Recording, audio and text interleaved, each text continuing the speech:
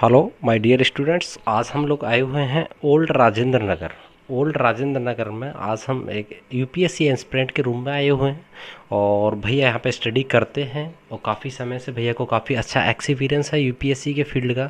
तो आइए भैया से जानते हैं कि एक बिगिनर के लिए किन किन बातों का ध्यान रखना इम्पोर्टेंट है, क्या study material smart work and hard work में क्या डिफरेंट है, और ओल्ड राजेंद्र नगर का इन्वायरमेंट कैसा है, और यूपीएससी में इस बार नंबर ऑफ़ स्टूडेंटों का कम सिलेक्शन होने का कारण क्या है, और कुछ स्टूडेंट जो न्यू स्टूडेंट आते हैं जो कोचिंग्स के चक्कर में पढ़ते हैं वो भटक जाते हैं, तो उसका भी रीज़न क्या है, वो सारी चीज़ें हम भैया से जानेंगे। तो सबसे पहले मैं भैया का नाम जानना चाहूँगा। आपका शुभ नाम भैया? विशाल शिंदे। विशाल शिंदे। कहाँ से हैं भैया आप? महाराष्ट्र से हैं। महाराष्ट्र। यस। सबसे पहले भैया मैं आपका परिचय जानना चाहूँगा, थोड़ा सा एजुकेशन बैकग्राउंड के लगभग। अच्छा, मेरा पोस्ट ग्रेजुएशन हो गया है कॉमर्स में, एमकॉम, पुणे में, पुणे यूनिवर्सिटी से। हाँ जी। एक चीज़ मेरे को बताइएगा भैया, आप यूपीएससी का प्रिपरेशन करते हैं, यूपीएससी अपने आप में एक मैराथन है, उसके लिए आपको पेशेंस कहाँ से आता है? क्योंकि बहुत बड़ी चीज़ हो जाती है कि एक अगर आपका एक साल में नहीं हुआ तो घर वालों को भी जवाब देना होता है, फैमिली रिलेटिवों को भी जवाब देना होता है, क्योंकि उन लोगों का मुंह हम बंद नहीं कर सकते। देखिए, पेशेंस मतलब अगर ये फील्ड आपने चुनी है तो इसमें आपको पेशेंस रखने ही पड़ेंगे। तो फर्स्ट गो में किसी का फर्स्ट अटेम्प्ट में हो जाता है, कोई लास्ट अटेम्प्ट में हो जाता है, तो पेशेंस तो आपको रखना है। इसके लिए आपका स्ट्रॉन्ग रीज़न होना ज़्यादा ज़रूरी कि यूपीएससी आपको करना क्यों है। वो रीज़न अगर आपका अच्छा होगा, स्ट्रॉन्ग होगा, तो पेशेंस पे करता है आखिरी में, ये याद रखना है। भैया मैं आप ही के आंसर में से एक क्वेश्चन उठा रहा हूँ कि यूपीएससी की ऐसी कौन सी विशेषता हैं जो आपको यूपीएससी के प्रति आकर्षक बनाती हैं कि हाँ यार मुझे तो यूपीएससी ही करना है? ओके। देखिए, मतलब बाकी लोगों का तो मैं बता नहीं सकता, हर एक का अपना अलग मोटिवेशन होता है कि यूपीएससी क्यों करना है। मेरा तो ये है कि जैसे मेरे परिवार में ही मेरे पापा जैसे पुलिस में हैं, तो उनसे भी मुझे प्रेरणा मिली कि लोगों में रहकर अगर काम करना है तो पब्लिक सर्विस करनी है, तो जैसे स्टेट सिविल सर्विसेज हो गई या यूपीएससी हो गई, तो यही एक माध्यम रहा है। वरना मैं कंपनी में भी जॉब करता था, बट वहाँ पे मेरा जो दायरा था जो सीमित था, तो मुझे थोड़ा पब्लिक सर्विस करना था, इसीलिए यस एक कंपनी तक लिमिटेड था, तो मुझे पब्लिक में रहकर कुछ करना है पब्लिक के लिए, तो civil service is the best option. भैया थोड़ा सा अगर मैं स्टडी मटेरियल पर नज़र डालूं तो जहाँ तक कि सबसे पहले मैं भैया आपका रूटीन जानना चाहूँगा, आप किस प्रकार से पढ़ते हैं? क्या आप नाइट स्टडी करते हैं, क्या आप डे स्टडी करते हैं? Okay okay. वो भी एक्चुअली मेरा दिन जो है सुबह 4 बजे या 5 बजे शुरू होता है। मतलब मॉर्निंग में 4 बजे आप उठ जाते हैं? Yes yes yes. बहुत सारे यूट्यूब में ऐसा सुन के लोग बोल देते हैं शायद कि ऐसा नहीं होगा, कुछ यूट्यूब के लिए बोल रहा होगा, ऐसा कुछ नहीं है। मैं सच में सुबह 4 या 5 बजे से पहले मैं उठ जाता हूँ, बट 10 बजे मैं सो जाता हूँ, 10-11 बजे मैं सो जाता हूँ। और ये भी बता रहा हूँ कि अगर 4 बजे उठ रहा हूँ इसका मतलब ये नहीं कि मैं पढ़ता हूँ। ये सुबह उठने की, मेरे पापा पुलिस थे तो सुबह उठने की हमें वहीं से आदत लगी है, तो सुबह उठते हैं हम और विपස්සना करते हैं, हम मेडिटेशन करते हैं, तो वो सबसे ज़्यादा इंपॉर्टेंट है, तो वहीं से हमारी दिन की शुरुआत होती है। और भैया थोड़ा सा मैं अगर आपकी टेबल की तरफ नज़र डालूं तो आप किस प्रकार से अपनी स्टडी को कंटिन्यू रखते हैं, क्योंकि आप बताइए थोड़ा सा। जैसे सुबह उठने के बाद देखो, टाइम टेबल ऐसा फिक्स नहीं होता, बस 8 घंटे दिन में पढ़ाई हो जाए ये मैं ख्याल रखता हूँ, और 2-2 घंटे का मैं समय मतलब फ़िक्स करता हूँ। जैसे 2-2 घंटे के हिसाब से एक 8 घंटे भी मेरी पढ़ाई हो गई तो मैं मतलब अच्छी मानता हूँ उसको। भैया सामने मुझे एक पोस्टर दिख रहा है, success does not come to you, you go it, इसका मतलब क्या होता है? मतलब सक्सेस आपके तरफ नहीं आएगा, आपको उसके तरफ जाना होगा, तभी वो आपको मिलेगा। इसका मतलब यानी कि सफलता हमारे पास चल के नहीं आएगी, हमें उस तक पहुंचना पड़ेगा। जब आप मेहनत करोगे सक्सेस अपने आप आएगी। जो 3 इडियट्स में डायलॉग है ना, कुछ सक्सेस झक मार के पीछे आएगी। तो देखिए भैया आपका आई थिंक इंजीनियरिंग बैकग्राउंड है? नहीं, कॉमर्स। कॉमर्स। तो आपका जो ऑप्शनल सब्जेक्ट है वो कौन सा है? मैंने मराठी लिटरेचर रखा हुआ है।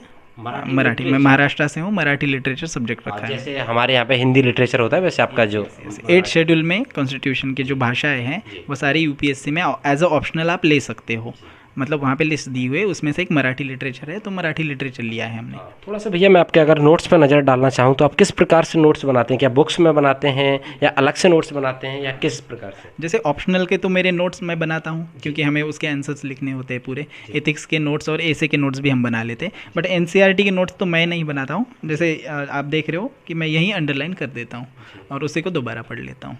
अच्छा, तो इसका मतलब आप बुक्स में ही अंडरलाइन कर देते हैं जो जो चीज़ें आपको लगता है कि इम्पोर्टेंट हैं इस टॉपिक में से, या फिर वो रिकॉल करने के लिए पूरे टॉपिक को।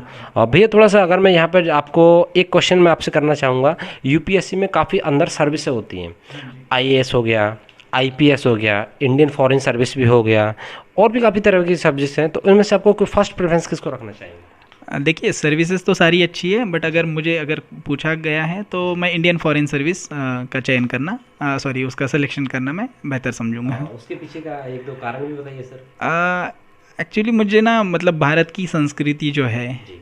वो मुझे और किसी अन्य देश में जाके उसका प्रचार प्रसार करने में, या फिर बाहर देश की कोई अच्छी संस्कृति है या फिर कोई चीज़ अच्छी है जो भारत में आके हम कुछ बेहतर कर सकते हैं, वो करना ज़्यादा अच्छा लगेगा। तो इसीलिए मैं फॉरेन सर्विस चुनूँगा। देखिएगा भैया ने कितनी अच्छी बात बोली है कि इंडियन फॉरेन सर्विस का एक रीज़न भैया ने हमें ये भी बताया है कि आप हमारी संस्कृति अगर हम प्रचार प्रसार विदेश में जाके करते हैं, फॉरेन कंट्री में जाके करते हैं, तो उससे हमारे इंडिया का नाम रोशन होगा। थोड़ा सा अगर मैं भैया आप लोगों की थोड़ा सा बुक्स के बारे में बात करूं कि कौन कौन सी बुक्स आप पढ़ते हैं। हाँ वो तो देखिए जो सारे टॉपर्स बताते वही सेम बुक्स है, मतलब जैसे हिस्ट्री के लिए स्पेक्ट्रम है, या फिर जीसी लियोंग है ज्योग्राफी के लिए, एनसीईआरटी से बेसिक सारी, बस वही है। और शंकर आईएएस है एनवायरनमेंट के लिए, जो बेसिक बुक्स है सारी। ऐसे हट के कुछ अलग से तो मैंने तो नहीं किया अब तक। यूपीएससी की तैयारी करने के लिए क्या दिल्ली आना ज़रूरी है। नहीं, मैं दिल्ली में रहता हूँ, बट फिर भी मैं बोल रहा हूँ कि दिल्ली आना ज़रूरी नहीं है। मतलब अब इस समय में 2020-21 में कि अब हर जगह हर कोचिंग हो गई है। जैसे आप बिहार से हो, महाराष्ट्र से हो, कर्नाटका से हो, कहीं से भी हो, हर जगह जो दिल्ली में सारी कोचिंग है वो सारी हर एक के कैपिटल में अवेलेबल है, हर स्टेट के कैपिटल में अवेलेबल है। जैसे विजन हो गया वगैरह सब कुछ। और ऑनलाइन अब इतना सब कुछ हो गया है कि मतलब ऑफलाइन कोचिंग करने की कोई ज़रूरत नहीं है, मतलब मेरे हिसाब से। बाकी अपना अपना व्यू है, मतलब उसके जैसा भैया आपने बताया कि हर जगह पे ब्रांचेस खुल गए, लेकिन दिल्ली की फैकल्टी अलग रहती हैं, अदर डिस्ट्रिक्ट की अलग फैकल्टी रहती है। नहीं नहीं नहीं, यही फैकल्टी रहती है। जैसे आप विजन अगर पुणे में कर रहे हो तो यही फैकल्टी रहेगी। Yes yes yes yes yes.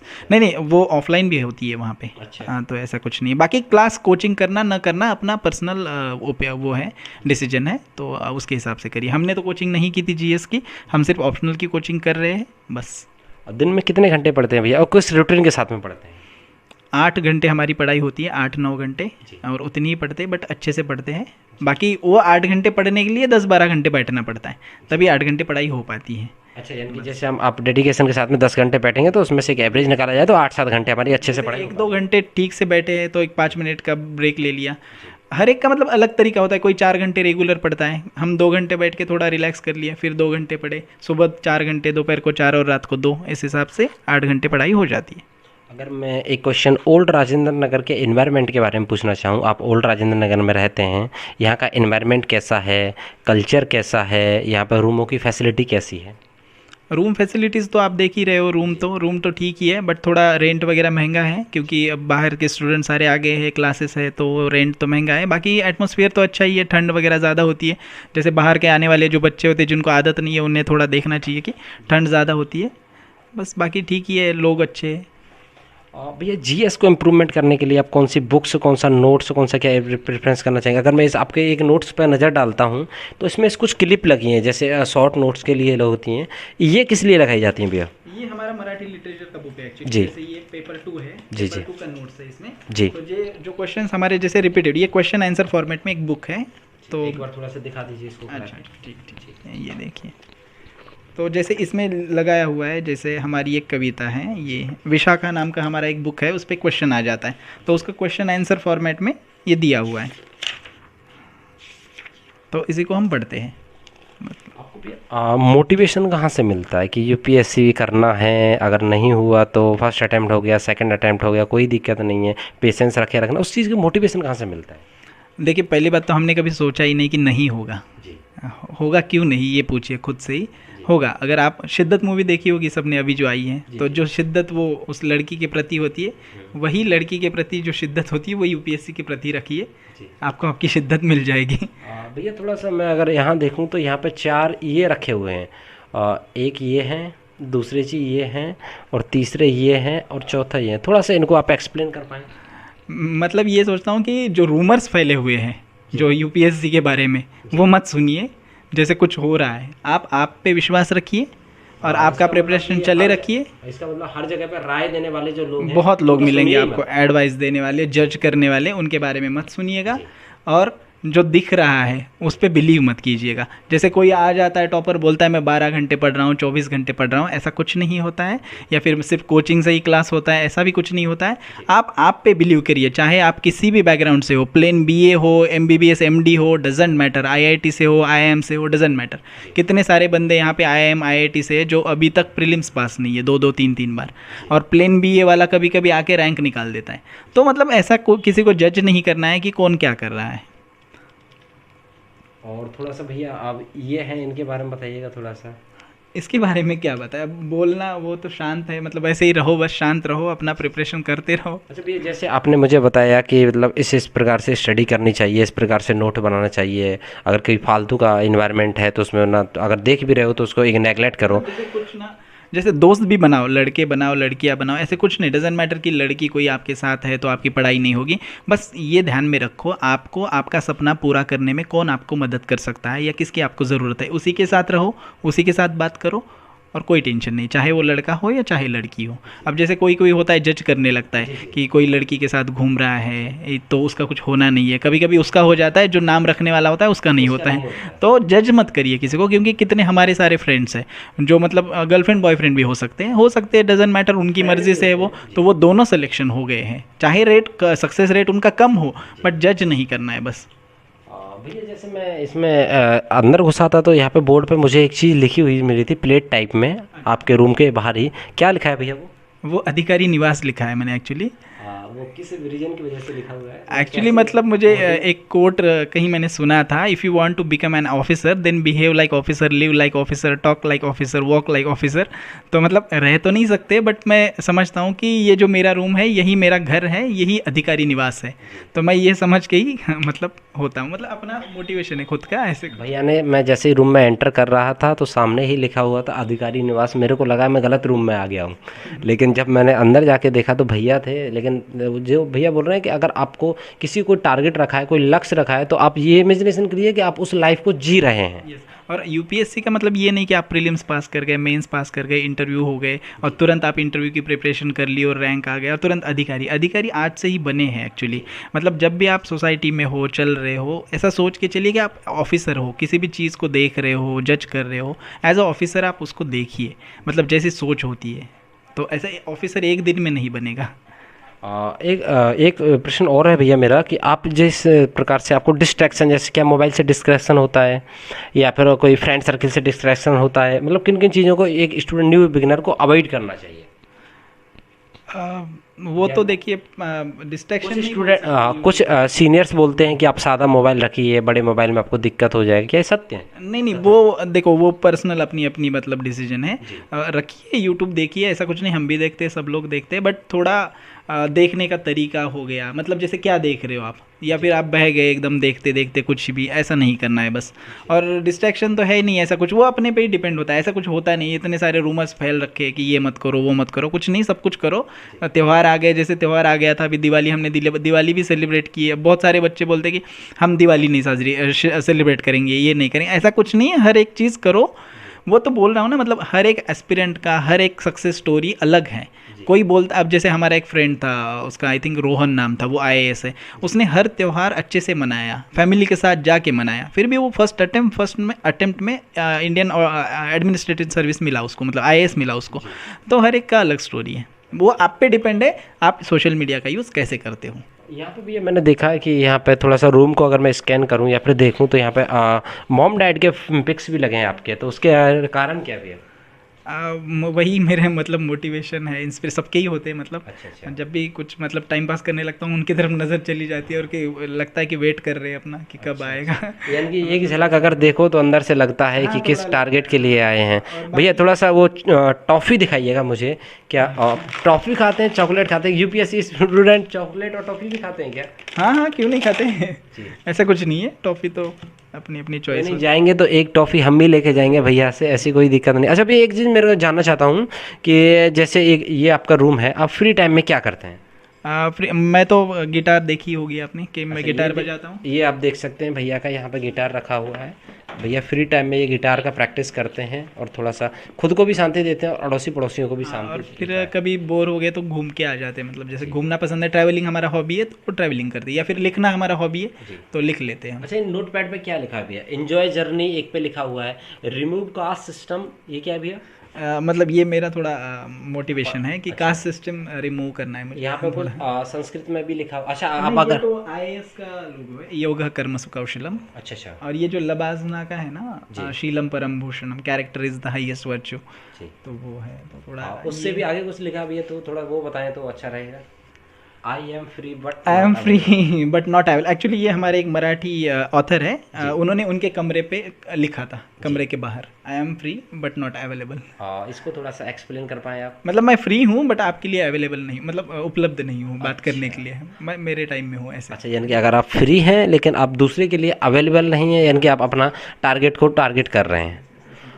और जैसे भैया, यहाँ पे लिखा हुआ है कि मतलब जैसे मैं जिस एरिया से आता हूँ वहाँ पे ड्रॉट होता है, दुष्काल, मतलब पानी कम है जी वहाँ जी पे। तो मतलब वही मैंने लिखा है कि जैसे मराठी में लिखा हूँ। जी जी, मराठी में भी बताइए। हां, दुष्काळी भागातून येऊन सुरू झालेला हा प्रवास नागरी सेवेचे पंख लावूनच आकाशाला भिडणार। जी मतलब कि दुष्काळी एरिया से आकर जी। जो शुरू हुई ये जर्नी है, ये यूपीएससी के पंख लगाकर एक बार आसमान में उड़ेगी।